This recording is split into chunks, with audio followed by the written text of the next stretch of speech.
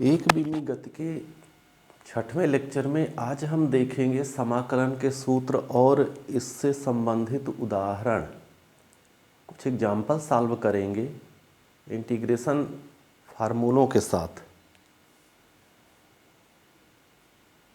पहला फार्मूला है integration x raised power n dx is equal to x raised power n plus 1 upon n plus 1। ये x raised power n plus 1 upon n plus 1 है। अब इसको apply कैसे करेंगे, इसका हम एक एग्जाम्पल यहाँ पर देखते हैं। मान लेते हैं आपको रूट x दिया है और इसका x के सापेक्ष समाकलन करना है।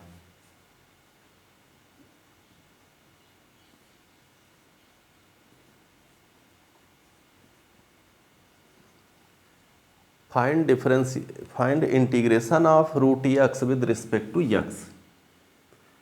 तो ऐसा करने के लिए हम इसको कैसे सॉल्व करेंगे, आप यहाँ पे इसका यूज देखिए। यहाँ पर हम लिखेंगे इंटीग्रेशन रूट x को 1/2 कर देंगे। इस स्क्वायर रूट को पावर में बदल देंगे तो 1/2 हो जाएगा, dx हो जाएगा। ये यहाँ पे इसकी जगह पे ये फलन हो गया, फंक्शन हो गया। अब हम इसमें ये सूत्र लगाएंगे। यहाँ पे n के स्थान पर 1/2 है, लेकिन इस सूत्र की कंडीशन ये है कि n = -1 नहीं होना चाहिए। तो n = यहाँ पे 1/2 है, इसलिए ये सूत्र लगेगा। तो इसको हम कैसे इम्प्लीमेंट करेंगे, x n प्लस 1, तो n की जगह पे 1/2 है प्लस 1 और डिनोमिनेटर में भी प्लस 1। यहाँ पे इसको सॉल्व कर देंगे तो ये हो जाएगा x 3/2 अपॉन 3/2। सॉल्व करने पर तो 2/3 x 3/2 इसका आंसर आ जाएगा। ये इस तरह से इसका समाकलन हो गया। एक और एग्जाम्पल देखते हैं। दूसरे एग्जाम्पल में मान लेते हैं हम यहाँ पे 1/x³ ले लेते हैं और इसका समाकलन करना है dx। तो इसका समाकलन करने के लिए पहले इस x को ऊपर ले चलना पड़ेगा, तो x -3 इंटू dx हो जाएगा। अब यहाँ पर वही फार्मूला फिर से अप्लाई कर देंगे उसी तरह से। तो ये हो जाएगा x n+1 upon n plus 1। ये हमने फार्मूला सेट कर दिया। n की जगह पे यहाँ पे -3 है, तो हम इस फॉर्म में लिखेंगे। तो n+1 -3 + 1 अपॉन n की जगह पे ये 3 + 1। अब इसको सॉल्व कर देंगे। -3 होगा नीचे, क्योंकि n जैसा भी है प्लस में है तो प्लस लिखेंगे, माइनस है तो माइनस में लिखेंगे। तो x ये हो जाएगा -2 और -2, तो आंसर आ जाएगा -1/2 x²। ये x नीचे चला जाएगा। ये इतना इसका आंसर हो गया। तो ये बात समझ में आ गई होगी इस फार्मूले को। हम अगले फार्मूले को देखते हैं। अब हम यहाँ पे कुछ और फार्मूले देखते हैं, कुछ और सूत्र देखते हैं। दूसरा फार्मूला है integration 1/x dx = log x।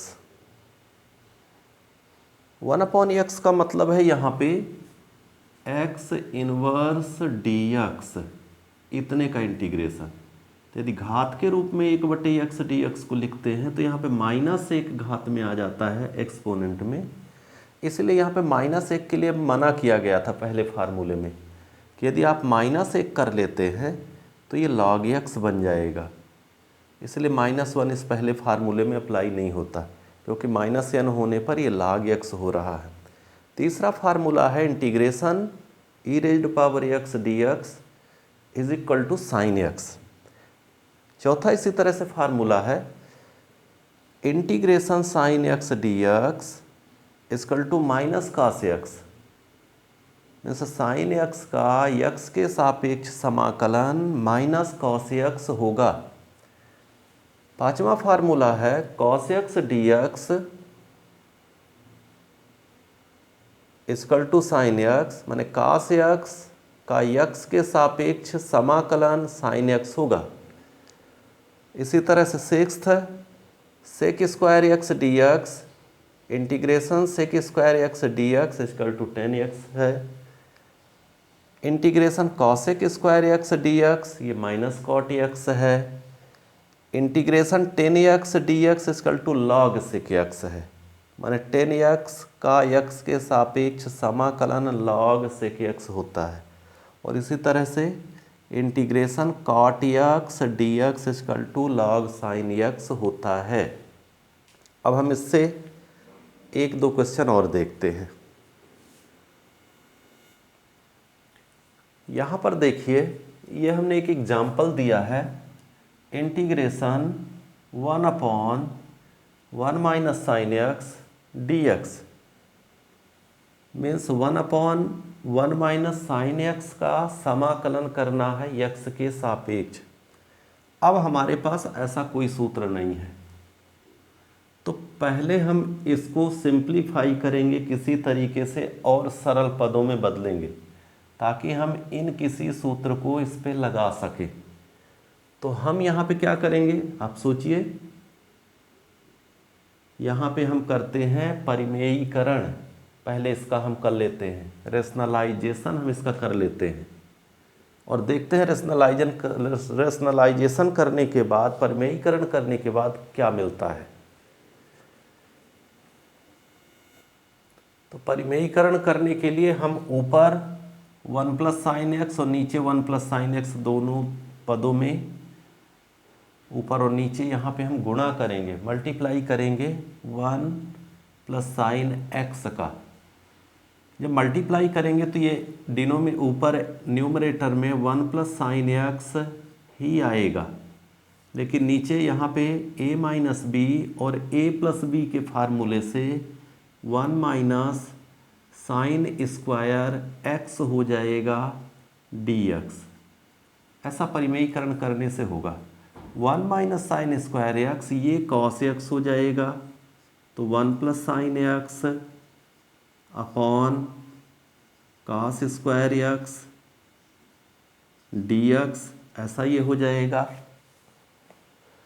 अब यहाँ पे कॉस स्क्वायर एक्स को हम दोनों पदों में अलग कर देंगे, तो यहाँ पे ये हो जाएगा इंटीग्रेशन 1 अपॉन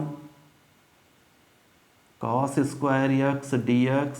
इस कॉस स्क्वायर एक्स को दोनों पदों में अलग अलग कर देंगे, plus integration sine x cos square x dx, ये अलग हो गया। अब यहाँ पे 1 अपॉन कॉस स्क्वायर को हम लिख देंगे सेक स्क्वायर एक्स dx, क्योंकि 1 अपॉन कॉस सेक होता है, और प्लस एक साइन अपॉन कॉस, नीचे कॉस स्क्वायर है तो एक साइन अपॉन कॉस 10 हो जाएगा 10x, और एक कॉस बचेगा तो सेक एक्स हो जाएगा। इतना ये सॉल्व करने के बाद आ जाएगा। अब हम यहाँ पे इन पे सूत्र इस्तेमाल करेंगे। अब आप सूत्र नंबर जो लिखे गए हैं 5 और 11 को देखिए, नहीं सॉरी, यहाँ पे आप जो है सेक स्क्वायर एक्स, ये है फार्मूला नंबर 7, यहाँ पे 7 नंबर का फार्मूला अप्लाई होगा तो इसका आंसर हो जाएगा पूरा इंटीग्रेशन 10x। ये सूत्र सारे याद रखना है, प्लस यहाँ पे फार्मूला लगेगा 10x सेक एक्स dx, इसकी जगह पे ये लगेगा फार्मूला नंबर 11 है, तो ये हो जाएगा सेक x, ये इसका आंसर आ गया। अब कलन और समाकलन में सूत्रों को याद कर रखना बहुत ही ज़रूरी है। बिना सूत्र के हम कोई भी क्वेश्चन यहाँ पे नहीं लगा सकते, क्योंकि क्वेश्चन की जो सेटिंग होती है यहाँ पे कि हम इसको कैसे किस तरह सिंप्लीफाई करके सरल करके कैसे निकालें, इसके लिए हमें सूत्र आधार होता है कि इसको इस तरह से सरल करें कि वो सूत्र के स्ट्रक्चर सूत्र के रूप में कहीं ना कहीं बन जाए, जिससे हम इनको लगा सकें। तो ये हो गया इसका सूत्र और इस तरह का एक क्वेश्चन। अब हम यहाँ पे एक बड़े ही सिंपल क्वेश्चन की बात करेंगे। 5 का x के सापेक्ष समाकलन ज्ञात कीजिए। तो हम यहाँ पे पहले समाकलन का चिन्ह लगाएंगे, 5 लिखेंगे और x के सापेक्ष समाकलन करना है तो dx लगा देंगे। अब ऐसा तो कोई सूत्र है नहीं, तो हम इसको क्या करेंगे, 5 को बाहर करेंगे, इंटीग्रेशन dx 5 इंटीग्रेशन dx को यहाँ पे 1 इंटू dx मान लेंगे। यहाँ पे 1 मल्टीप्लाई मान लिए, यहाँ पे मान लेते हैं कि 1 है, 1 कहीं भी माना जा सकता है। 5 अब यहाँ पे 1 को x रेज्ड पावर 0 dx मान लेंगे। 1 को हमने x के घात 0 लिख दिया, क्योंकि किसी की भी घात 0 होने पर वो मान 1 हो जाता है, तो इसलिए यहाँ पे 1 को x के घात 0 के रूप में हमने बदल दिया। x के घात 0 जब बन गया तो ये हमारा यहाँ पे जो स्ट्रक्चर है ये पहले सूत्र के जैसे बन गया। तो हम यहाँ पे अब इसका पहला सूत्र लगा देंगे, जिसमें n बराबर 0 लिखना पड़ेगा। n के स्थान पे हम 0 लिखेंगे, तो हम पहला सूत्र लगाते हैं, x लिखेंगे, n के स्थान पे 0, फिर +1 अपॉन 0 + 1, ये आपका समाकलन हो गया। तो 5 और ये घात में आ जाएगा x/1, मतलब 5x, ये आंसर आ गया।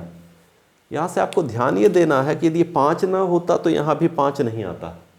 तो मतलब इंटीग्रेशन dx जो होता है, यहाँ से एक फार्मूला मिला कि इंटीग्रेशन dx = x होता है,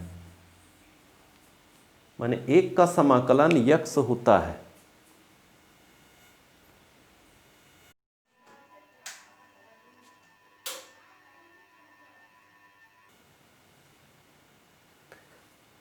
यहाँ पर आप देखिए, अवकलन में हमने एक सूत्र बताया था d/dx u + -v।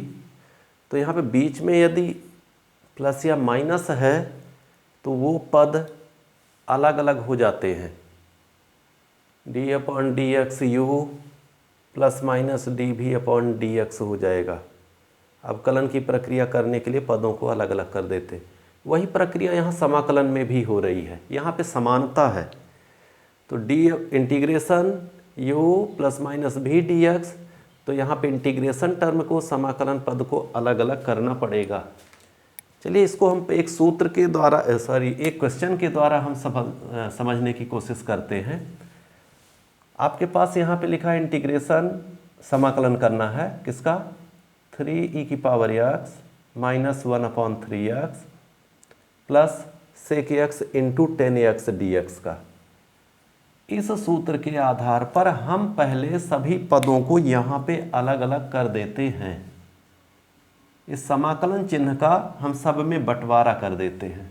तो 3e⁻x dx - 1/3x dx + sec(x) × 10x dx, ये ऐसा हो जाएगा। सभी पद ये इंटीग्रेशन चिन्ह और ये dx सब में बट गया।